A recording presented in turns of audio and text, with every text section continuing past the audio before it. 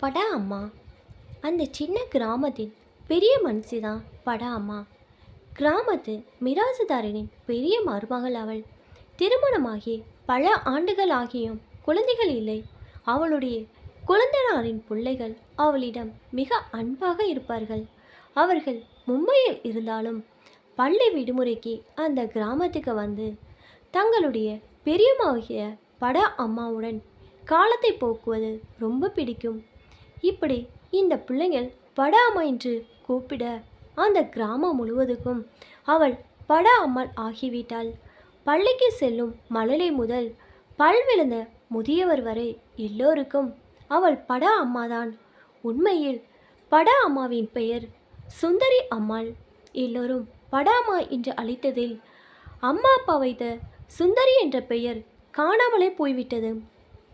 50 காசு அளவு பெரிய குங்குமப்பட்டு எப்போதும் சிரித்த முகம், பளிச்சென துவைத்த நன்றாக மடிக்கப்பட்ட புடவை என்று எப்போதும் ஒரே மாதிரி காட்சி கொடுப்பாள் படா அம்மா.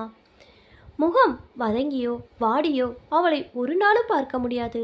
அந்த கிராமமே அவளுடைய அன்புக்கு கட்டுப்படும். அவளுடைய கணவன் ராமநாதன் அந்த கிராமத்து அரசாங்க பள்ளியின் தலைமை ஆசிரியர். ரொம்ப சாதுவானவர். அதிகம் பேசவே மாட்டார். அவருக்கு சேர்த்து படா அம்மா பேசிவிடுவதனால்தான் அவர் அவ்வளோ மௌனமாக இருப்பதாக கிராமமே பேசிக்கொண்டது. பள்ளியில் தலைமை ஆசிரியர் என்று கேட்டால் யாருக்கும் தெரியாது.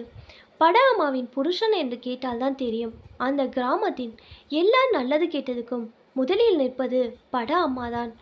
தெருக்குழாய்களில் தண்ணீர் கேட்பாரட்டு வழிந்து கொண்டிருந்தால் வாசலில் விளையாடும் பிள்ளைகளிடம், ஏண்டா குமரேசா, அந்த குழா தண்ணியை மூடக்கூட முடியாமல் அப்படியேன விளையாட்டு என்று அதட்டினால் அந்த குழந்தைகள் பயந்து கொண்டு விளையாட்டை மறந்து தெரு குழாயை மூட ஓடுவார்கள்.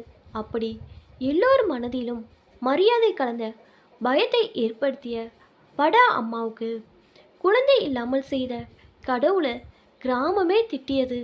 ஆனால் படா அம்மா பெரிதாக எடுத்துக்கொள்ளாமல், எனக்குன்னு பிறந்தாதான் குழந்தையா, இந்த கிராமத்தில் இருக்கிற எல்லா குழந்தைகளும் நான் பெறாவிட்டாலும் வளர்த்த என் செல்ல குழந்தைகள் தான் என்று பேசும்போது கிராமமே அவளுடைய பெருந்தன்மையை பெருமையாக பேசும்.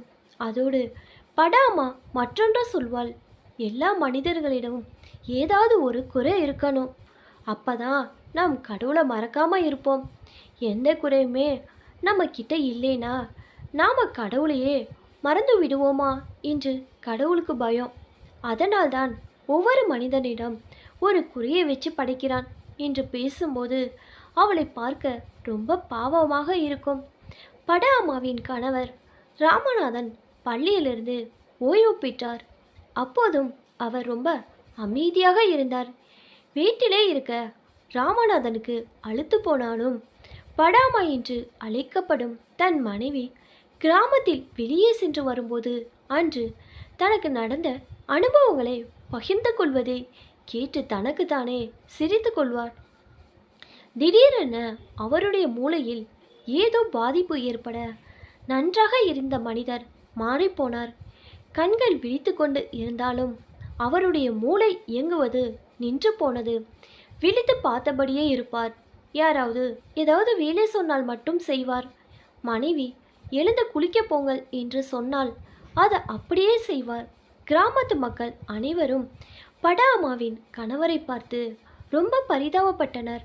ஆனால் இதையும் படா அம்மா தன்னுடைய கடமையாக நினைத்து அவருக்கு எல்லா பணிவிடைகளையும் செய்தார். திடீரென ஒரு நாள் ராமநாதன் இறந்து போனார். ஐயோ என கிராமமே அவருடைய இறப்புக்கு வருத்தப்பட்டது. எப்படி பெரிய அளவு குங்கும பொட்டோடம் வளைய வந்த அந்த மனுஷி படா அம்மாவே இனி விதவை கோலத்தில் பார்க்க வேண்டுமே என்று பரிதாபப்பட்டது. அங்கு படா அம்மா வீட்டில் ராமநாதனின் உடல் கிடத்தப்பட்டிருந்தது. கிராமமே அங்கு கூடிவிட்டது. படா அம்மா கதறி அழுவா என்று எதிர்பார்த்த கிராமத்து மக்கள் அங்கு படா அம்மா மிக அமைதியாக உட்கார்ந்து இருந்ததை பார்த்ததும் ஆச்சரியத்தில் மூழ்கியது. ராமநாதனின் உடல் ஈமகிரிக்காக எடுத்து செல்லப்பட்ட போது கூட படா அம்மா ஒரு சொட்டு கண்ணீர் விடவில்லை. அவர்கள் வீட்டில் வேலை செய்யும் அஞ்சலியை மெதுவாக பட அம்மாவை நெருங்கி, ஏம்மா, உன் கணவர் இறந்து விட்டார், நீ ஒரு சொட்டு கண்ணீர் கூட விடவில்லையே என்று ரொம்ப ஆச்சரியமாக கேட்டாள். நிதானமாக நிமிர்ந்து பார்த்தால் பட அம்மா என்று அழைக்கப்பட்ட சுந்தரி அம்மாள். ஏன் அழணும் என்று பட அம்மா கேட்டது அஞ்சலிக்கு ரொம்ப அதிர்ச்சியாக இருந்தது. என்னம்மா இப்படி சொல்ற? பொண்ணா பிறந்தா ஒவ்வொரு பொண்ணும் தான் சுமங்கலியா பூவோடையும் பொட்டோடையும் சாக தான் ஆசைப்படுவாங்க. அஞ்சலை, அதுதான் நாம் பெண்கள் ரொம்ப தப்பு பண்ணுறோம். இப்படி சுமங்கலியா போகணும்னு நினச்சி நாம் சுயநலவாதிகள்னு உலகத்துக்கே நிரூபிக்கிறோம். நாம் எந்த சூழ்நிலையிலையும் அனுசரித்து நடந்து நம்முடைய காலத்தை ஓட்டிவிடலாம்.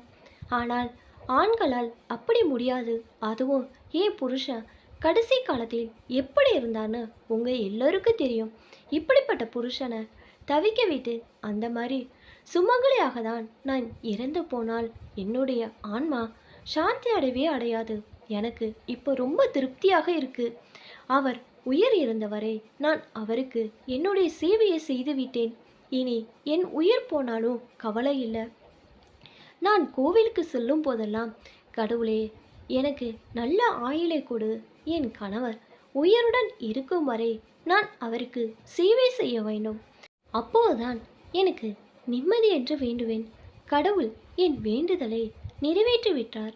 அப்படி இருக்கும்போது நான் அழுது புரண்டால், கடவுளே, என்ன இவள் இப்படி வேண்டிக் கொண்டு இப்படி கணவர் உயிர் போனவுடன் அழுகிறாரே என்று நினைப்பார் என்று நீண்ட நேரம் பேசினாள். அஞ்சலிக்கும் அவள் மூலம் பட அம்மா சொன்னதை தெரிந்து கொண்ட ஊர் மக்களுக்கும் சுந்தரி அதற்கு பிறகு நிஜமாகவே பட அம்மாவாக தான் தெரிந்தாள்.